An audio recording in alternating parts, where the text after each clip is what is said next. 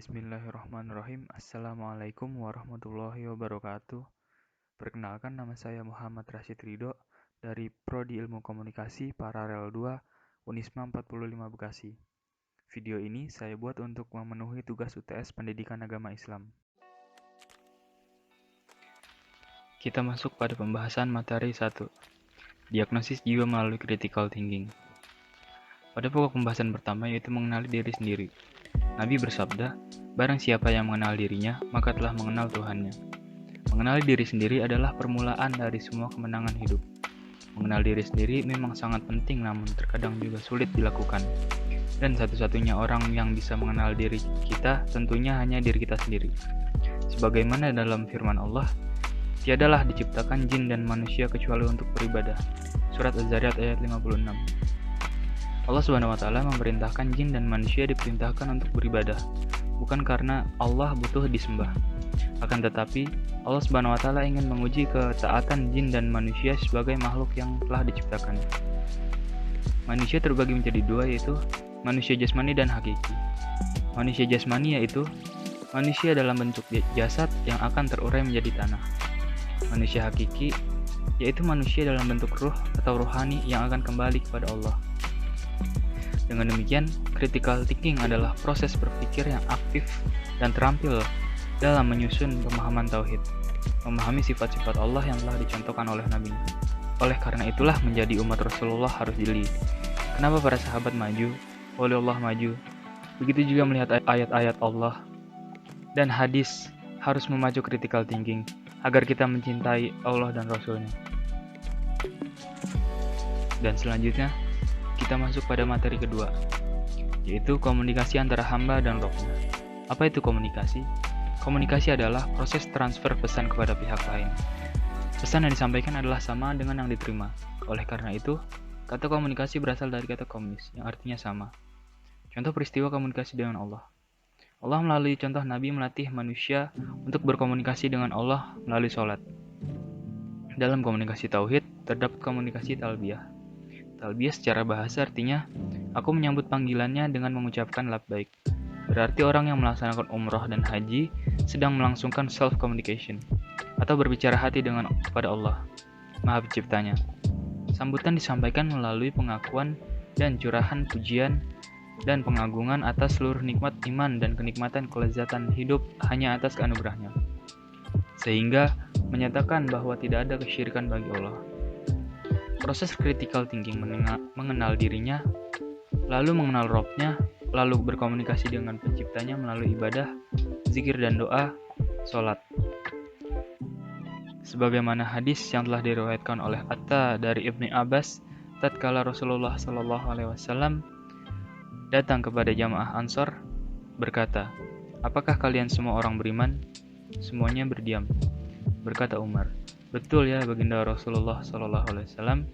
Rasul berkata, apa tanda iman kamu? Mereka berkata, kami bersyukur atas kelapangan dan kami bersabar atas cobaan, dan kami ridho atas ketentuan. Dan kita bisa melihat perjuangan Panglima Besar Jenderal Sudirman. Beliau dalam keadaan sakit parah. Paru-paru beliau tinggal sebelah, tetap memaksakan diri bergerilya melawan Belanda. Bukan materi yang beliau kejar, bukan gaji besar, bukan fasilitas, bahkan beliau tidak digaji. Selanjutnya kita masuk pada materi yang ketiga. Tesis Nabi Ibrahim, hasil critical thinking tentang ketuhanan. Apa itu tesis? Tesis artinya ungkapan pernyataan yang didukung dengan argumen yang kuat. Tesis Nabi Ibrahim, langkah inovasi dan pembaruan bagi bangsanya yang tenggelam dalam kebodohan sehingga tenggelam dalam kesesatan dan keterpurukan bangsanya.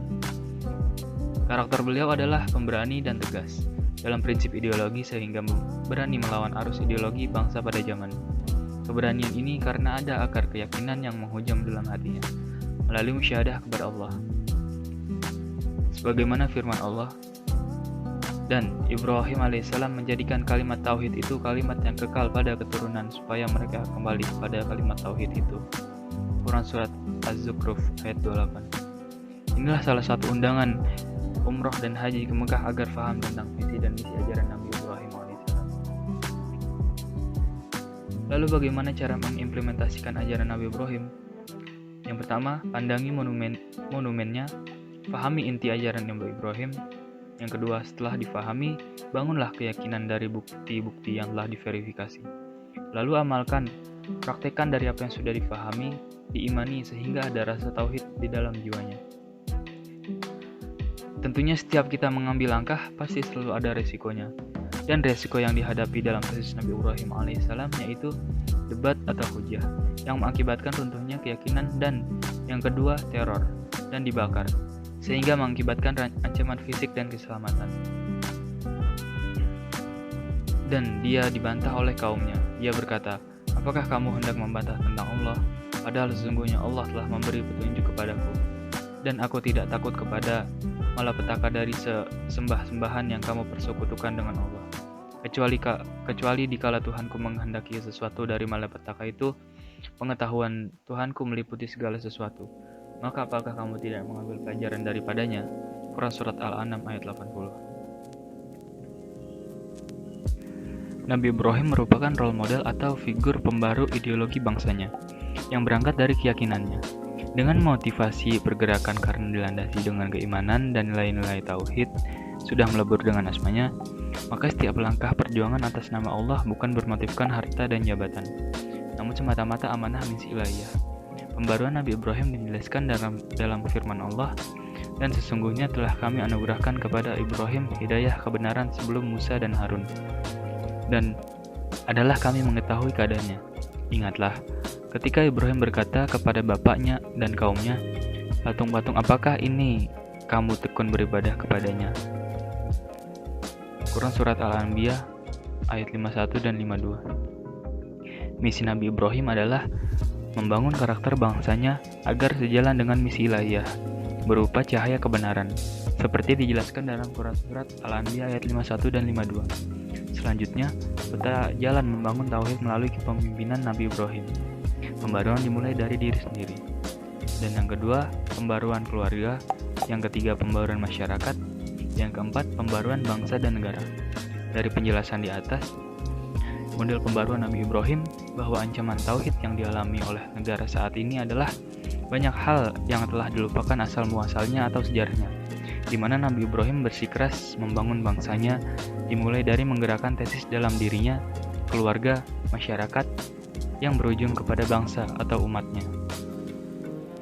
Dan materi kelima yaitu adalah ajaran nasionalisme Nabi Ibrahim.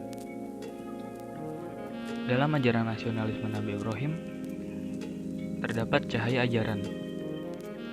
Katakanlah, siapakah Tuhan langit dan bumi? Jawabannya Allah. Katakanlah, maka patutkah kamu mengambil pelindung-pelindungmu dari selain Allah? Padahal mereka tidak menguasai kemanfaatan dan tidak pula kemudorotan bagi diri mereka sendiri. Katakanlah, adakah sama orang buta dan orang yang dapat melihat? Atau samakah gelap gulita dan terang benderang? Apakah mereka menjadikan beberapa sekutu bagi Allah yang dapat menciptakan seperti ciptaannya, sehingga kedua ciptaan itu serupa menurut pandangan mereka? Katakanlah, Allah adalah pencipta segala sesuatu dan dialah Tuhan yang Maha Esa lagi Maha Perkasa.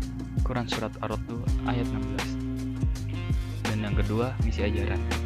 Inti Surat Ibrahim, misi ayat 1-3 membawa manusia pada cahaya yang terbang benderang, yang menerangi pada jalan yang lurus yang telah dirintis oleh Nabi Ibrahim, yang diteruskan oleh baginda Rasulullah SAW. Dan yang ketiga, strategi membawa cahaya. Selamatkan bangsanya dari kesyirikan atau kegelapan. Kesyirikan yang paling utama adalah penyembah pada berhala uang, sehingga manusia pelit bahkan korupsi, bahkan kebijakan berpihak kepada pemberi komisi, sehingga mengorbankan kepentingan rakyat banyak. Allah mengajarkan strateginya adalah bangun benteng pertahanan, yakni pertama sabar dan kedua tawakal. Demikian penjelasan singkat materi yang dapat saya sampaikan. Kurang lebihnya mohon maaf. Terima kasih. Akhirul kalam saya sampaikan. Wassalamualaikum warahmatullahi wabarakatuh.